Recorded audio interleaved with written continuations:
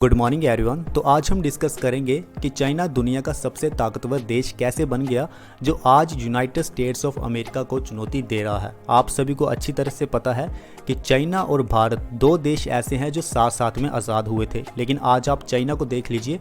China Bharat के comparison में बहुत ही आगे निकल गया है। चाइना की आप मिलिट्री की बात कर लीजिए, चाइना की आप टेक्नोलॉजिकल डेवलपमेंट की बात कर लीजिए, चाइना की इकोनॉमी की आप बात कर लीजिए, भारत से बहुत ही ज़्यादा है।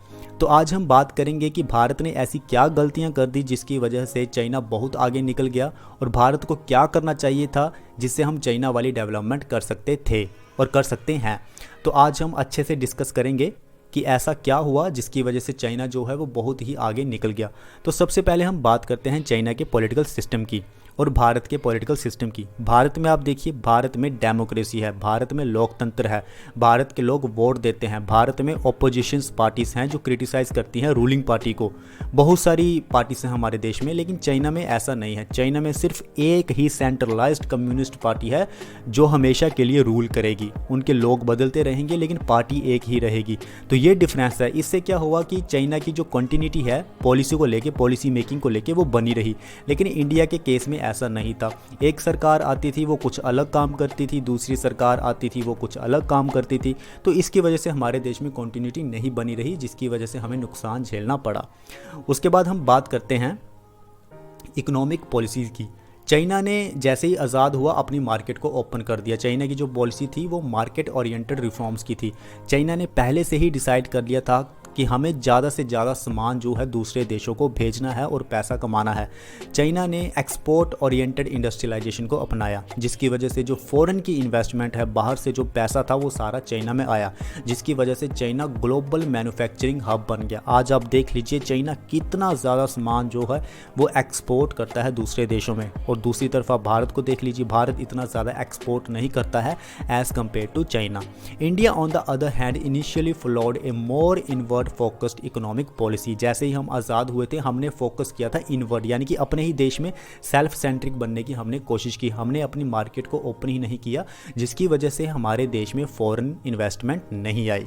तो ये एक सबसे बड़ी प्रॉब्लम रही है हमारे साथ। हमने अपनी इकोनॉमी को ओपन किया बहुत ही लेट 1991 में, लेकिन चाइना ये काम 1970s में ही कर चुका था, जिसकी वजह से चाइना की इकोनॉमी आज बहुत बड़ी है। उसके बाद हम बात करते हैं इंफ्रास्ट्रक्चर डेवलपमेंट की। ऐसा नहीं है कि भारत ने इंफ्रास्ट्रक्चर डेवलपमेंट नहीं किया है, भारत ने भी इंफ्रास्ट्रक्चर डेवलपमेंट किया है जैसे ही वो आज़ाद हुआ था, लेकिन चाइना ने उससे भी ज़्यादा अच्छे से इंफ्रास्ट्रक्चर डेवलपमेंट किया है। चाइना ने ट्रांसपोर्टेशन को अच्छा किया, कम्युनिकेशन को अच्छा किया, एनर्जी में इन्वेस्टमेंट की, अर्बनाइजेशन प्रोजेक्ट्स में ज़्यादा इन्वेस्टमेंट किया। तो इससे क्या हुआ कि उनकी इकोनॉमिक ग्रोथ बढ़ती गई और पूरी की पूरी कंट्री में एक कनेक्टिविटी बन गई सामान को एक्सपोर्ट करने के लिए। India has also made progress in infrastructure development but has faced challenges in terms of speed and scale। लेकिन भारत ने जो इंफ्रास्ट्रक्चर डेवलपमेंट की है उसकी स्पीड बहुत ही स्लो थी as compare to the China. उसके बाद हम बात करते हैं एजुकेशन एंड ह्यूमन कैपिटल की। हमारे पास ह्यूमन कैपिटल है, अच्छा खासा ह्यूमन कैपिटल है, बहुत सारे लोग हैं, यंगेस्ट पॉपुलेशन है हमारे पास। लेकिन आप देखिए हमारी एजुकेशन कैसी है। हमारी जो एजुकेशन है वो स्किल्ड बेस्ड एजुकेशन नहीं है। हम अपने बच्चों को सिर्फ इतना ही सिखाते हैं कि आपको पढ़ना है, रट्टा मारना है, नंबर अच्छे लाने हैं, बस इससे ही माता पिता खुश हैं। अगर हमारे पास स्किल्ड एजुकेशन होती तो हम भी कुछ इनोवेशन लेके आते, इनोवेटिव सॉल्यूशंस लेके आते, तो इससे हमारे देश का नाम बढ़ता। चाइना ने वैसा ही किया। चाइना ने प्रायोरिटाइज किया इन्वेस्टमेंट को एजुकेशन सेक्टर में, वो भी स्किल्ड बेस्ड एजुकेशन, जिसकी वजह से काफ़ी अच्छी स्किल्ड वर्कफोर्स उनके पास अवेलेबल हो गई। This has been crucial in attracting foreign investment. अब जब कोई फॉरेन का आदमी इन्वेस्टमेंट करेगा आपके देश में, तो सबसे पहले वो यही देखेगा कि आपका जो लेबर है वो कैसा है, आपका लेबर सस्ते में है, और अगर आपका लेबर सस्ते में है तो क्या उसके पास स्किल्ड है, क्या वो स्किल्ड है एजुकेशन। तो ये सारी चीज़ें देखी जाते हैं, जिससे कि चाइना में काफ़ी ज़्यादा टेक्नोलॉजिकल एडवांसमेंट आ गया स्किल्ड डेवलपमेंट की वजह से। India has a vast pool of talent. ऐसा नहीं है कि भारत के पास कोई टैलेंट की कमी नहीं है, भारत के पास बहुत ज़्यादा टैलेंट है, लेकिन भारत ने कहीं ना कहीं अपनी एजुकेशन पॉलिसी में कोई लूप होल छोड़ दिया, कोई कमी रहने दी, जिसकी वजह से हमारी जो एजुकेशन है वो स्किल्ड बेस्ड एजुकेशन नहीं बन पाई। हालांकि अभी जो करंट गवर्नमेंट है, प्रधानमंत्री जो हैं हमारे, वो काफ़ी ज़्यादा फोकस्ड कर रहे हैं स्किल्ड बेस्ड एजुकेशन के लिए। उसके बाद हम बात करते हैं जियोपॉलिटिकल फैक्टर्स। काफ़ी इंपॉर्टेंट फैक्टर है ये। देखिए चाइना की जो स्ट्रेटजिक लोकेशन है वो काफ़ी इंपॉर्टेंट है, उसमें बहुत सारी रिसोर्सेज अवेलेबल हैं, पॉपुलेशन अच्छी खासी है, जिससे कि वो ग्लोबल पावर बनने में उसे काफ़ी ज़्यादा आसानी हो गई।